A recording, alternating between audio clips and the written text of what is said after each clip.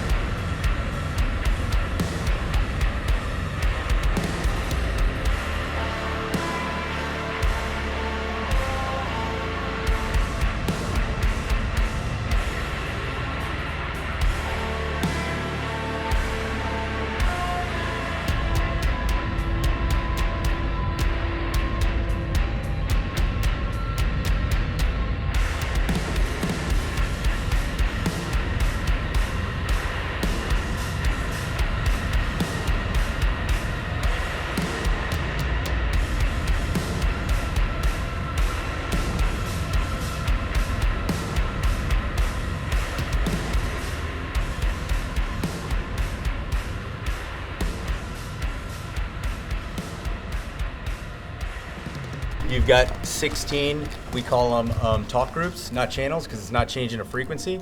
So you got 16 of these. I don't know what we have this set up for. Nick does. Y'all are probably going to be on just channel 1. It'll announce it in your ear when you turn. It'll say channel 1. If you turn the other one, it'll say channel 2, and whatever you assign that as, team, internal, whatever. Okay, so this is how you change it. This red switch in front of that is a 3-position toggle. It is high, medium, low, and that's volume. Probably especially with Peltors, probably just keep them on high. If that's too loud, then change them. Most of the time with some of the Peltor models, it's usually too low is the issue. But we'll see. Like I said, everyone's individual. So high, medium, low. We got 2 push to talk buttons. One to talk on channel A, one to talk on channel B. These can both be on the same channel, right? So that way, either one that you press, you're gonna talk. Same thing, give it a second, right? Like a split second before you start talking. You'll hear it when it keys up. It's like a slight delay. It'll have that slight delay. Go ahead, key up and talk.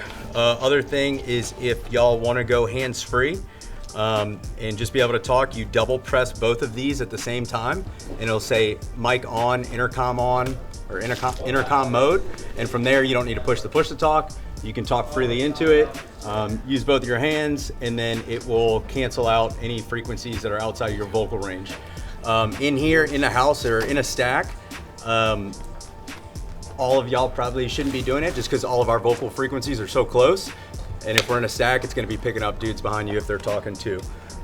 Just FYI, but double pressing of those, you turn intercom mode on, double pressing again, you'll turn it off, okay?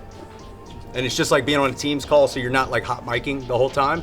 Everyone can talk freely. All right, so what we're doing right now is we are updating the firmware on a bunch of radios, okay? Forward Observations Group's radios, we're on a very outdated firmware. We come out with firmwares every like 4 or 6 months. It's all the time. So this is the process of what we got to do. So right now we labeled all of his nodes so that we would easily know and be able to identify them when we're in the WMI. And right now I just went to network upgrade, and this is how I push a firmware across to all the devices. So you don't have to do it individually to every radio. You don't need to log into every radio. That's just letting you know that you're updating the firmware. And so you're on that screen, you're gonna see it there, it's going through its cycle process, but another way to check is you'll just see a flashing purple light. That's letting you know it's doing its thing. Blue means it's booting, yellow, running, but it has no neighbors, right? It's not connected to any other nodes. Green, running, and it has neighbors. Neighbors are other nodes on your network. Red means a crypto fail, no key or FIPS. Orange, low battery, purple, loading firmware. This you can get to, this general help page, you can get to through the WMI. This tab up here that says help. Oh, go. What happened? Yeah. Yeah, dudes are doing some runs, doing some CQB, breaching a ton of doors, fast moving pieces. Yeah, try to keep up. Is there a reason why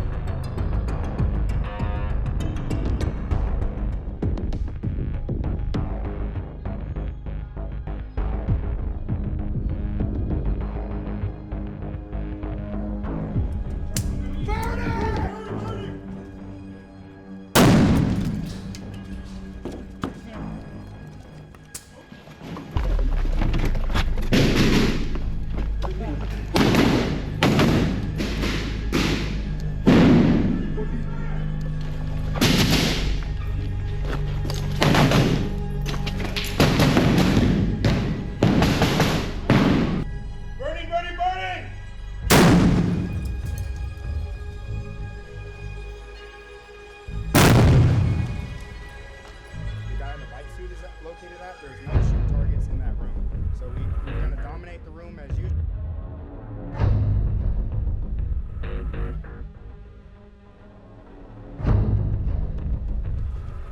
This is a bad time, dude.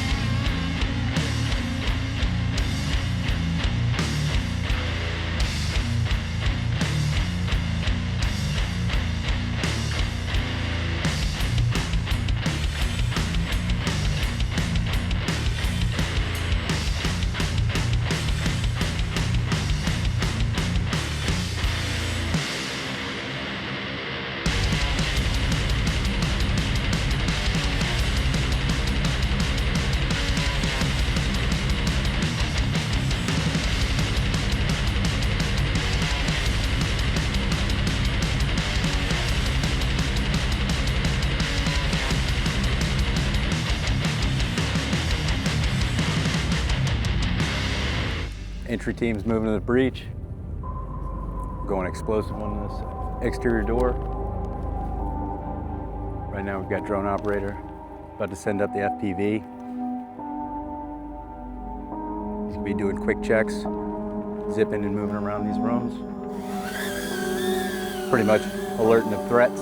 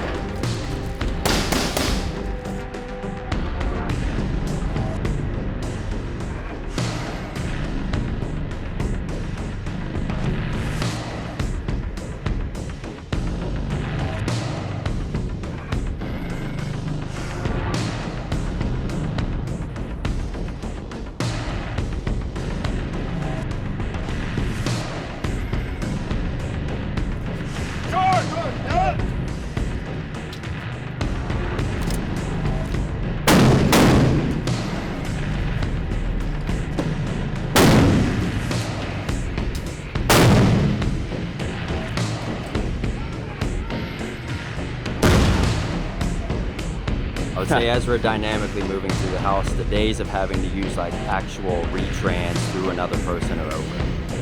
You are the network, so as you dynamically move, the network dynamically moves with you. You no longer have to do the thinking. This system takes a lot of burden off the operator, and that's the biggest gain, in my opinion. When everything's networked appropriately, obviously with the gateways, beyond line of sight, all these external capabilities to just open up that pace plan, it's dynamically making decisions for you. All right, so we got Kyle over here doing some firmware upgrades on some of these nodes, making sure they're all up to date with the latest firmware. Dude, quick little recap of how we got here.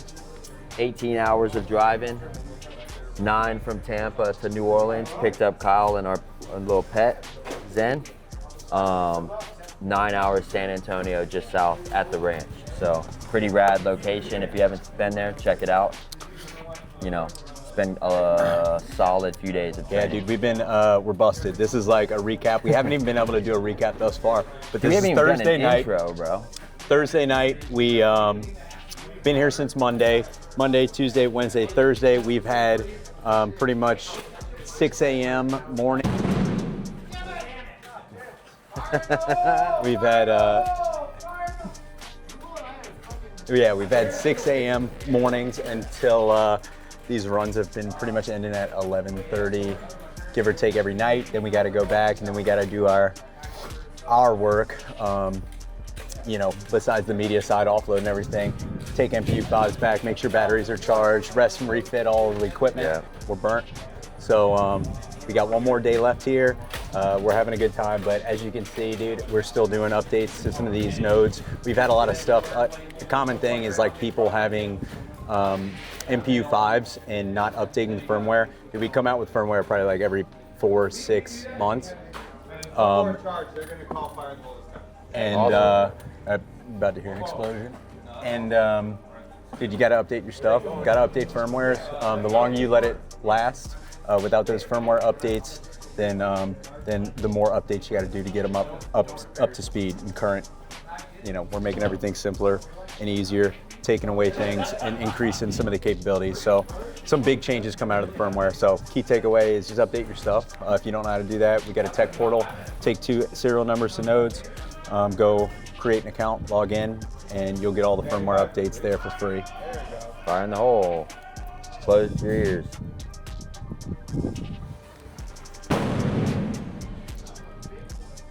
Yep. Gnarly. 18-hour days, 1 day left, and then we're taking the drive back home. New Orleans, then to Tampa, baby. So we'll finish up with this shit. We gotta pack this up, go back to the house, and then keep doing this. So catch y'all later. Good boy. Good boy. Good boy. The second guys start flooding, right? This is where the mobile ad hoc network, this is where Wave Relay has been in place, but this is where it comes together. You can see it on a smaller scale because the routing is going to change as guys move. As Nick, let's say Nick, and he has one detachment that side that goes in there, right? And I'm still out here holding coverage at 12 o'clock. I may have been able to talk to him direct initially, right? But the second we put an obstacle in between us, like a wall or create distance, now it may be easier for me to hop through you to talk to him, right? Instead of me trying to punch through this wall, because the signals are just gonna be bouncing around here, okay? So they bounce around, that's when the routing changes. We need that stuff to happen immediately, right? And the good thing about Wave Relay is it's always selecting the most optimal route in that moment, okay, for every individual person. In that moment, what that means is like it's not a failover process, right? It doesn't wait till something goes bad and then switches its route, right? It's always constantly looking for the best one. Yeah. Guys, yep, go ahead, Nick, you got something? No, I was just gonna say dynamic movement needs a dynamic network. So that's where we're at in this world. The FPVs are really good for sending in quick stuff. So that thing would go in, and what I would be doing back here if I was that element leader, or maybe if I was the about to take point or something, more than likely the element leader, I would be taking a look at my ATAC device or at my EUD, and I would be looking at that drone feed as well, right? That's gonna give me, in my one man, I can then coordinate that verbally to the 1-man, 2-man, 3-man, and the rest of the team of what we see. And that drone may zip back out, or it may start just flooding through the hallway. And right, once we got in, we're still able to check some of that stuff, right? Be able to check video feeds because of Wave Relay, okay? And that routing, right? Think about it like pretty much anything that you could do over Wi-Fi at your house, you could do on Wave Relay, okay? It sets up its own network, and with that, you can do video feeds. But the reason we're saying all that is because think if you're the 1-man going into an unknown structure. If you have a slight bit of information of what your first step into that structure is gonna look like, that's gonna set you up for success, right? Because if the 1-man doesn't, and he's thrown for a loop from that first step in, it's like a train. It's like a train wreck, dude. The first part of the train gets a little messed up at front, it affects the rest of the train. Sweet, so we got one of the kits here from one of the Ford guys. And as you can see, he's got the MPU5 in the back. It's one of the configurations that's most popular amongst the community. But the big takeaway here is everything's clean, routed appropriately, good cable management. Again, like as these dudes are working, you know, they only have but so much bandwidth. And personally, I don't like to waste bandwidth on being uncomfortable in kit. So you can see right here, he's got a very slick setup for his job.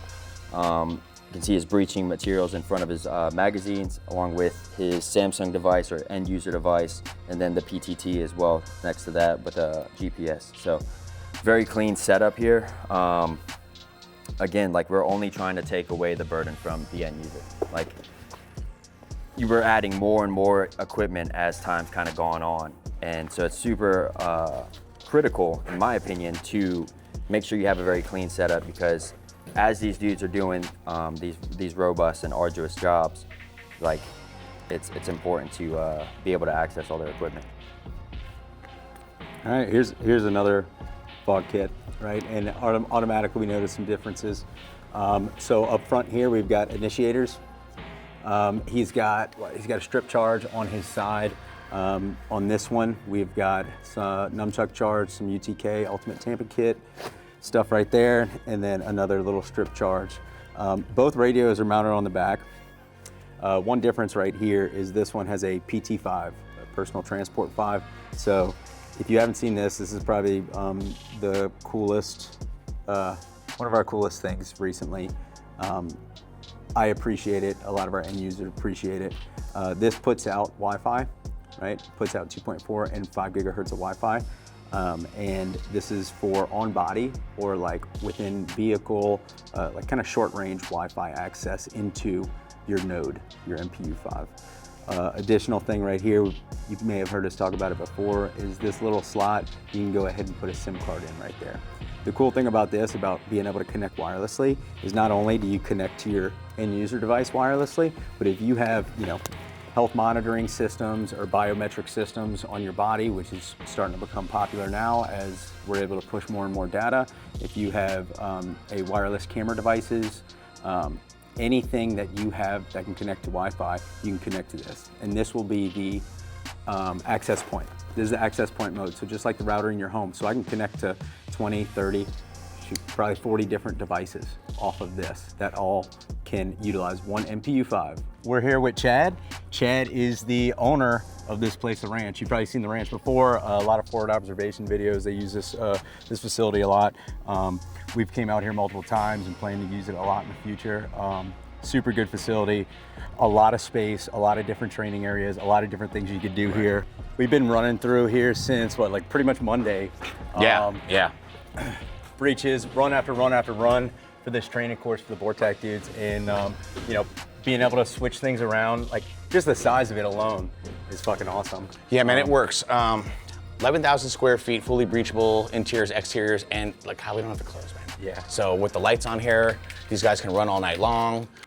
We're coming to install sector antennas around this whole place. So if you do happen to have Wave Relay, right, MPU5s or anything like that, like they'll have the infrastructure at all the training areas throughout this entire AO, and then you come in and you can piggyback off of their network, right?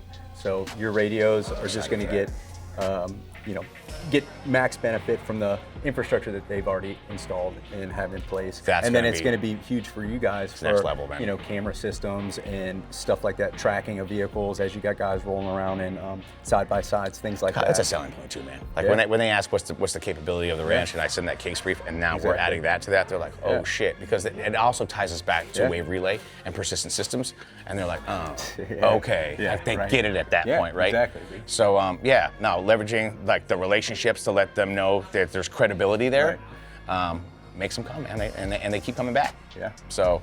No, I'm really excited to work with you guys. Thanks for keep coming out here, man. I keep seeing you out here. Yeah. You've always been out here with the groups, always Yeah. been a big hand and a big help, so we appreciate it, man.